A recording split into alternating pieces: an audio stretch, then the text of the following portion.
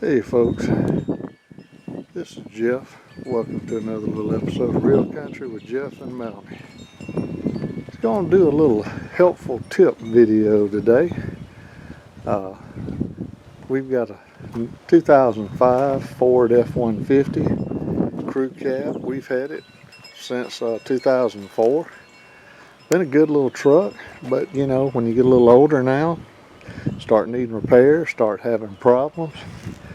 And we put it in the shop the other day. Had to get the spark plugs and the coil packs changed out. Nothing real big, but just started skipping a little bit. Needed to get some work done on it.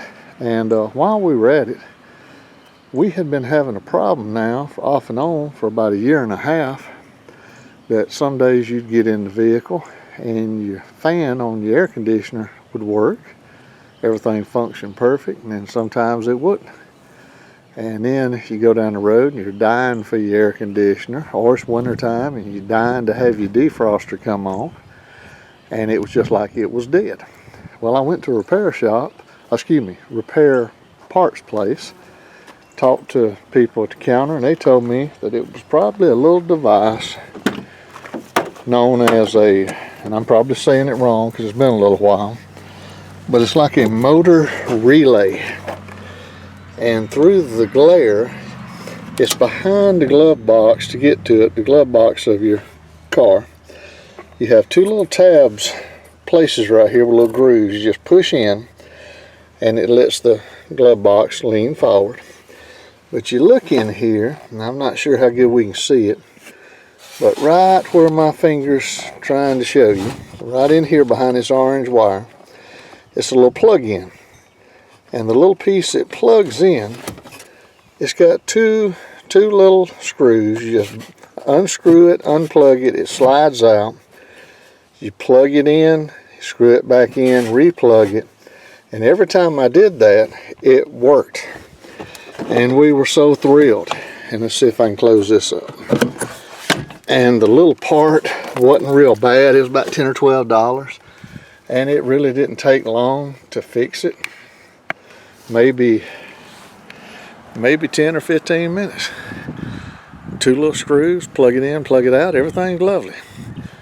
And then about 2-3 weeks later, you had the same problem.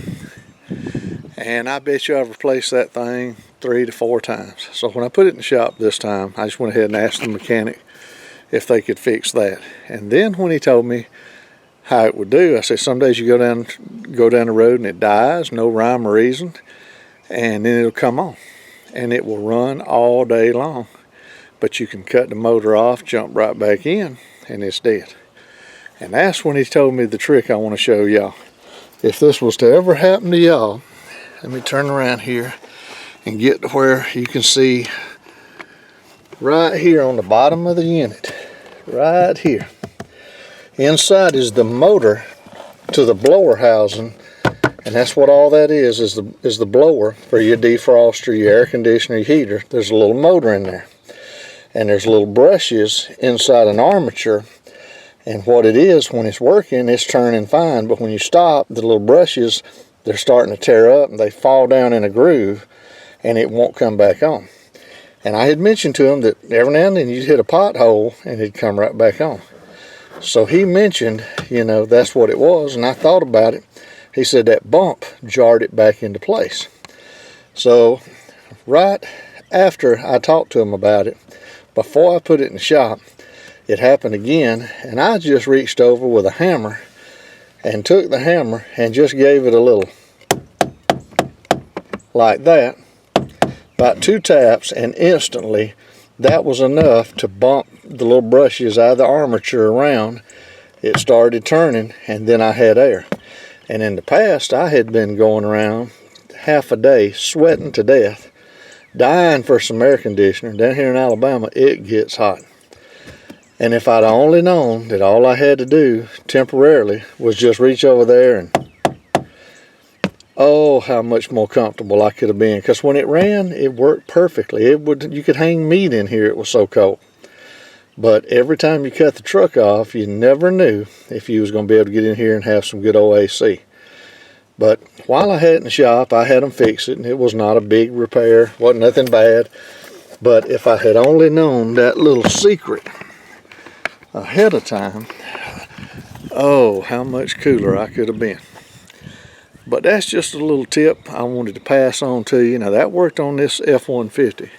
May not work on your particular ride.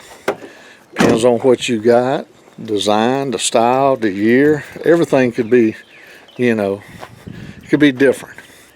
But if you ever catch yourself in a bind, and that old sun's tearing me up, you ever catch yourself in a bind and your air temporarily goes out on your vehicle, give it a try. What you got to lose? You're not hitting it hard enough you're going to break anything. Just a little tap. Tap it with the palm of your hand. Like my case, I happened to have a hammer in there. I just reached over there with a handle and gave it a little tap. But the minute I tapped it, that was just enough for them little brushes and that armature to jump out of that hole, and then it spun perfect. So just thought I'd pass that along. Might save you some aggravation and definitely might keep you from sweating or not being able to see out in the wintertime if you need your defroster.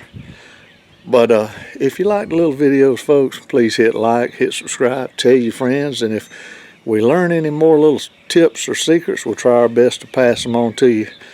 And the good Lord willing, the creek don't rise. We'll see y'all down the road. Thank y'all.